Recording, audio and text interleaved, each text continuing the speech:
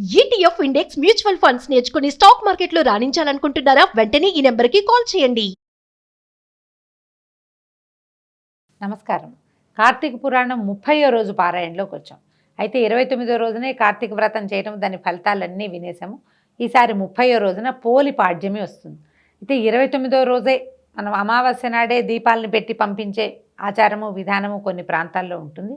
పోలి పాడ్యమి నాడు అంటే తెల్లవారుఛామునే కనుక మనం దీపాలు కనుక నీళ్లలో వదిలిపెడితే అవి ప్రత్యక్షంగా గంగానదిలో వదిలిపెట్టిన ఏ కాలంలో వదిలిపెట్టినా ఎక్కడైనా సరే జలంలో అగ్నిని ఉంచి సాగనంపటం అన్నమాట.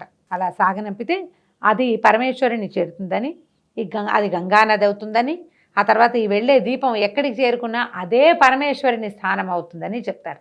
ఈ పోలి యొక్క స్వర్గారోహణ కథని కనుక మనం తెలుసుకుని విని ఈ రోజున దీపాలు పెట్టుకుంటే విశేషమైన ఫలితం లభిస్తుంది. అమావాస్య నాడైనా పెట్టచ్చు, పోలిపాడ్యం నాడైనా తెల్లవారుఛామునే పెట్టుకోవాలట.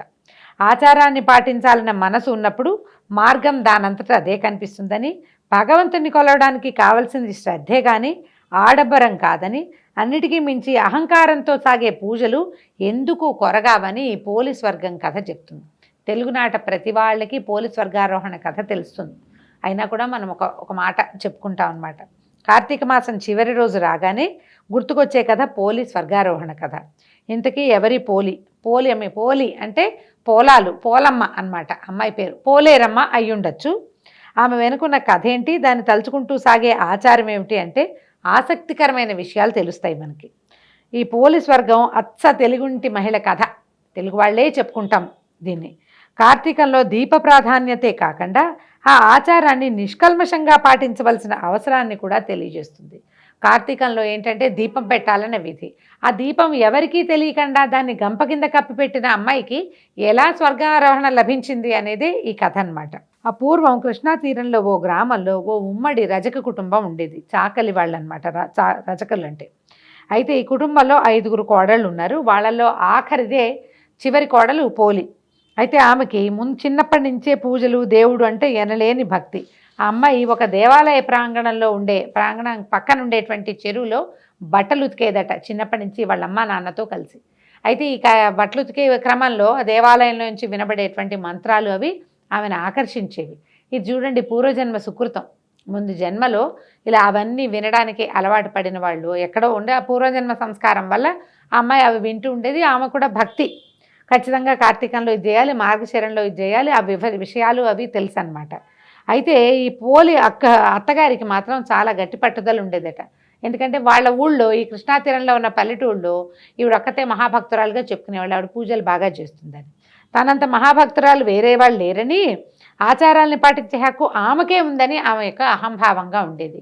ఈ కొత్తగా ఇంట్లోకి వచ్చిన కోడలు కూడా భక్తురాలంటే ఆవిడకి నచ్చేది కాదు. మహాభక్తురాలు నేనే, ఇది ఎక్కడ భక్తురాలు అని అనిపించేది. కొత్త కోడలికి పెద్ద పేరు రావటం ఆవిడకి నచ్చేది కాదు. అంచేత ఏం చేసేది, కార్తీకం రాగానే చిన్న కోడల్ని కాదని మిగతా కోడళ్ళని మాత్రం వెంబడి పెట్టుకుని తీసుకెళ్ళి నదీ తీరానికి వెళ్ళి స్నానం చేసి దీపాలను వెలిగించి తిరిగి వచ్చేది. ఈ అమ్మాయి పెడితే అక్కడ ఆ పిల్ల ఏదో శ్లోకాలు స్తోత్రాలు చదువుతుంది, శ్రద్ధగా చేస్తుంది. మిగిలిన వాళ్ళందరికీ ఆ అమ్మాయి భక్తురాలని నోటెడ్ అయిపోతుందని అత్తగారి ఉద్దేశం అనమాట. ఇప్పుడు అత్తగారులు కోడళ్ళు అనగానే వాళ్ళ ఇంట్లో లేని ఆచారాలు కోడళ్ళు చేయటాన్ని ఏ అత్తగారు హర్షించరు. తమ ఇంట్లో ఏ ఆచారం ఉందో ఆ ఆచారాన్ని తమ కోడళ్ళు పాటించాలని, అసలు లోక సహజమైన సంగతి కదా. అందులో మీరు నేను తేడా ఏం ఉండదు, ఎవరికైనా అట్లాగే ఉండదు. మా ఇంటికి వచ్చిన పిల్ల మా ఆచారాన్నే పాటించాలని. అందుకని కోడళ్ళు ఏం చేయాలి, తమ పుట్టింట్లో ఆచరించేటువంటి ఏదైనా ఒక విధానం తమ మనసుకి బాగా ఆకట్టుకుని ఉంటే అత్తారింట్లో లేదని భావించకుండా అత్తగారిని ఒప్పించుకోవాలి. కొంతకాలానికి ఈ ఆచారం, నువ్వు చేసే ఆచారం కూడా అత్తగారి ఆచారం కింద తయారైపోతుంది, క్రమంగా విడిపోతుంది, ఇంటి ఆచారంగా మిగులుతుంది. ఏదైనా ఒక ప్రత్యేకమైన పూజా విధానాన్ని చేసేటప్పుడు ఇంట్లో ఉన్న పెద్దవాళ్ళు, అత్తగారు అంటే సాధారణంగా ఆ ఇంటికి పెద్దవాళ్ళుగా ఉంటారు కదా, అందుకని ఆ మాట చెప్తున్నాం. కానీ మనం ఏ ఇంటికి వెళ్ళారో ఆడపిల్లలు ఆ ఇంట్లో ఉన్న పెద్దలని, భర్తని ఒప్పించుకొని మనకి తోచినటువంటి పూజా విధానాన్ని చేసుకోవచ్చు. అయితే ఈ నదీ స్నానానికి వెళ్ళిపోయేవాళ్ళు. ఎక్కడ కోడలు ఇంట్లో దీపం పెట్టేస్తుందేమోనని అవసరమైన సరంజామా ఏది ఇంట్లో అందుబాటులో లేకుండా చేసేసేవాళ్ళట. అంటే దీపారాధన చేయాలంటే నూనె కావాలి, దానికి ఒక పాత్ర కావాలి, ఒత్తులు కావాలి, వెలిగించడానికి ఏదైనా కావాలి. ఈవిడ దీపము, నూనె, ఒత్తులు అందరి ఒకనే చేసేది. నూనె లేకపోతే దీపం ఎట్లా పెడతామండి? ఏదో నూనె ఉండాలి కదా. ఈ అమ్మాయి ఏం చేసేది, ఆ దీపం పెట్టకుండా అత్తగారు అంత ప్రయత్నం చేసి వెళ్ళినా ఆ అమ్మాయి ఊరుకునేది కాదు. వాకిట్లో ఉన్న పరటి చెట్టులోంచి పత్తి చెట్టులోంచి కొంచెం పత్తి చేసి దాంతో పత్తి తీసి ఒక దారం ఒత్తులు చేసే దారం తీసేది దాంట్లోంచి పత్తిలోంచి. తర్వాత కవ్వ మజ్జిగ చిలికే పని అప్పచెప్పేవాళ్ళు, బోళ్ళు పాడు ఉండేదట వాళ్ళకి. మజ్జిగ చిలికితే కవ్వానికి మళ్ళీ వెన్న పరిమాణంలో తేడా వస్తే అత్తగారు ఒప్పుకోదు. కానీ కవ్వానికి గాళ్ళు గాళ్ళుగా ఉంటాయి కదా, ఆ గాళ్ళలో వెన్న ఉంటే ఈ అమ్మాయి ఏం చేసేది, అలాగా ఆ వెన్నని బయటికి తీసి ఆ వెన్నతోటి ఈ ఒత్తిని తడిపి దీపాన్ని వెలిగించుకునేది. ఓ చిన్న ప్రమిదలో పళ్ళెంలో వేసి పెట్టేదన్నమాట. ఆ దీపం కూడా ఎవరికంటా పనకుండా ఏం చేసేది, చాకలి బాన్ ఉంటుంది, ఆ బాన్లో పెట్టి దాని మీద బుట్ట బోర్లిచ్చేదట. గాలి వస్తుంది, దీపం వెలుగుతుంది అనమాట. మేదర బుట్టని బోర్లించేది. ఇలా కార్తీక మాసం అంతా ప్రతిరోజు నిర్విఘ్నంగా దీపాలు వెలిగించుకునేదట. చివరికి మార్గశిర అమావాస్య రోజు, అంటే మార్గశిర అమావాస్య కదా, కార్తీక అమావాస్య వచ్చింది. అమావాస్య రోజు వస్తే కార్తీకం చివరి రోజు కాబట్టి వీళ్ళు ఏం చేశారు, నదీ స్నానం చేసి ఘనంగా దీపాలు వదిలిపెట్టడానికి, అంటే ఈ దీపం వదలటం ఆచారం అప్పటికి ఉన్నది. ఆ దీపాలు ఎట్లా వదిలిపెట్టాలి, నదిలో ప్రవాహంలో దీపాలు వదిలిపెడితే నది గంగగాను, దీపం మన ఆత్మ ఆ గంగా నదిలో ప్రవాహంలో బయలుదేరి అది పరమేశ్వరుణ్ణి చేరుతుంది అనే భావంతో ఘనంగా దీపాలు వెలిగించడం కోసం అత్త పై 4 కోడళ్ళు బయలుదేరి వెళ్ళారట. వెళ్తూ ఏం చేసిందట, ఆ రోజు విపరీతమైన పని అప్పచెప్పిందట. ఎక్కడా దీపం వెలిగించే అవకాశమే లేని పరిస్థితిని కల్పించి వెళ్ళిపోయింది. అయితే పోలి మాత్రం ఎప్పట్లాగానే పనులు చకచకా ముగించి కార్తీక దీపాన్ని వెలిగించింది. అయితే ఎన్ని అవాంతరాలు ఎదురై ఎంత కష్టమైనా కూడా ధర్మాచరణ చేసే పోలి ఏమనుకుందంటే, ఇది నీళ్లలోకి వేయాలి. అత్తగారు వీళ్ళంతా నదిలో దీపాలు వెలిగించడానికి వెళ్ళారు, నదిలో దీపాలు వదిలిపెట్టడానికి. ఈ అమ్మాయి ఏం చేసింది, చాకలి బాణ నిండా నీళ్లు పోసి ఆ బాణలో తను పెట్టినటువంటి అరటి డొప్పని వదిలిపెట్టిందట. చిన్న అరటి డిప్ప తీసుకుని దాంట్లో ఒక చిన్న హోల్ లాగా చేసి దాంట్లో ఈ వెన్నలో ముంచినటువంటి వెన్నలో తడిపిన ఒత్తిని పెట్టి వెలిగించింది. ఆ చాకింటి బాణలోనే వదిలిపెట్టింది. బాణ ఏం చిన్నదిగా ఉండదు, పెద్ద బట్టలు నానబెట్టడానికి ఉడకబెట్టడానికి వాడతారు. దాంట్లో వదిలిపెట్టేసరికల్లా ఇంత ధర్మాచరణ, ఎంత కష్టమైనా కూడా, ఎంత అవకాశం లేకపోయినా ఉన్న దాంట్లోనే అవకాశాన్ని కల్పించుకుని మరీ ఇంత ధర్మాచరణ చేసిన ఈ అమ్మాయిని చూసి దేవదూతలు చాలా ముచ్చటపడ్డారట. అయితే వెంటనే ఆమెను బొందితో సహా స్వర్గానికి తీసుకెళ్లేందుకు పుష్పక విమానం వచ్చిందట అమ్మాయి కోసం. అయితే 2-3 కథల్లో విడివిడిగా చెప్తారండి. ఈమెకి ఆయుష్ తీరిన తర్వాత విష్ణు దూతలే దిగొచ్చారని ఒక కథ చెప్తారు.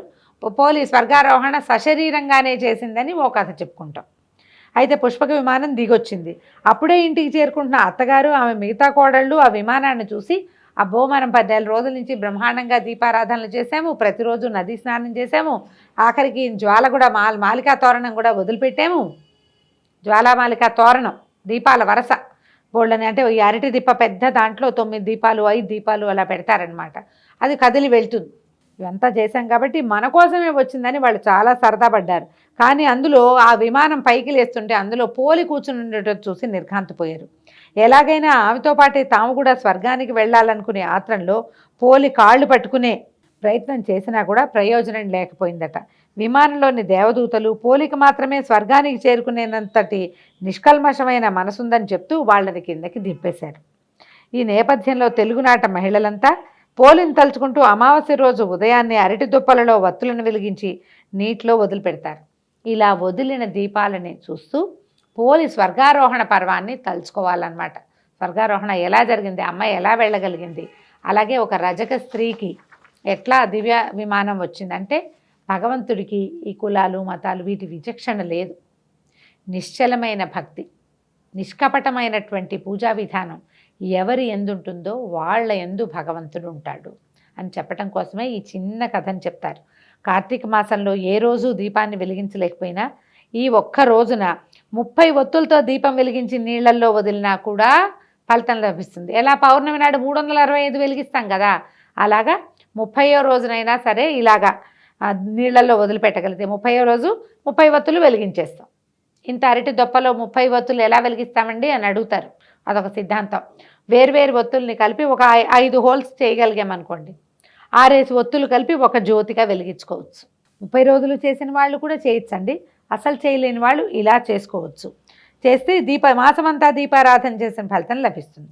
వీలైతే ఈ రోజున బ్రాహ్మణులకి దీపాన్ని కానీ స్వయం పాకాన్ని కానీ మోయిని ఇస్తాం కదా మనం స్వయం పాకం, బియ్యము, పప్పు, ఉప్పు, తర్వాత చింతపండు, ఎండుమిరపకాయలు, ఒక ఆకుకూర ఏదైనా, ఓ గుమ్మడికాయ దక్షిణ సహితంగా ₹1 దక్షిణ బ్రహ్మగారు ఒప్పుకుంటే ఓ ₹11 సరే దక్షిణ పెట్టి చింతపండు, బెల్లము, దోసకాయలు ఇలా ఉంటాయి ఆకుకూరలు పెడతారు. మరి లేదా మన ఊరి ఆచారం దేవాలయంలో స్వయం పాకం ఇస్తామంటే ఫలానా ఫలానా పెట్టండి అమ్మా అని చెప్తాడు. ఆయన చెప్పిన ప్రకారం అన్నీ పెట్టేసి గురువుగారికి అప్పచెప్పటమే అనమాట. ఈ పోలిపాడ్యమి నాడు మనం స్వయం పాకం ఇచ్చినా కూడా నెల రోజులు చేసిన ఫలితం లభిస్తుందట. తెలుగు మనం ఏంటంటే ఇటు పోలిని దీపాన్ని కూడా మహాలక్ష్మి స్వరూపంగా భావిస్తాం కాబట్టి చాలామంది ఈ పోలి అమావాస్య నాడు కాకుండా పాడ్యం నాడు వెలిగించుకుంటారు. అందుకని దీన్ని పోలిపాడ్యమి అంటారు. ఇది పోలి స్వర్గారోహణ కథ. కార్తీకంలో దీపాలను వెలిగిస్తే బొందితో స్వర్గానికి చేరుకుంటామా లేదా అనే మాట పక్కన పెడితే ఆచారాన్ని పాటించాలన్న మనసు ఉన్నప్పుడు మీకు మార్గం అదే కనిపిస్తుంది. మాకు కుదరదండి అని చెప్పకూడదు. మీకు లోపల గనక ఆస్థ దృఢంగా ఉంటే చేయాలి, చేస్తే మంచిది, ఇది భగవదారాధనలో ఇదొక భాగం అని మనం గట్టిగా భావిస్తే మార్గం అదే కనిపిస్తుంది. ఎలా సమయం దొరికితే అలా చేసుకోవాలన్నమాట. ఈ భగవంతుని కలవడానికి కావాల్సిన శ్రద్ధే కానీ ఆడంబరం కాదు. అన్నిటికీ మించి అహంకారంతో సాగే పూజలు ఎందుకు కొరగానివని ఈ కథ సూచిస్తుంది. అత్తాకోడళ్ల మధ్య సఖ్యత ఉండాలనే నీతిని కూడా బోధిస్తోంది. అంచేత ప్రతి కార్తీక మాసంలోనూ ఈ అత్తాకోడళ్ళకి సఖ్యత ఉండాలనే ట్యాగ్ లైన్ తోటి ఈ పోలి స్వర్గారోహణ కథని తెలుసుకోవాలి. దీంతో మన కార్తీక పురాణం 30 రోజుల శ్రవణము పూర్తయింది. 30 రోజులు శ్రద్ధగా విన్నటువంటి అందరికీ కూడా భవిష్యత్తు చాలా బాగుంటుంది. స్వర్గారోహణ లభిస్తుందో లేదో ఆనాటికి మనకు తెలియదు కదా. మనసు ప్రశాంతంగా ఉండేందుకు ఇలా పురాణ శ్రవణాన్ని దాన్ని చేసుకుంటేనే బాగుంటుంది. సెలవు, నమస్కారం.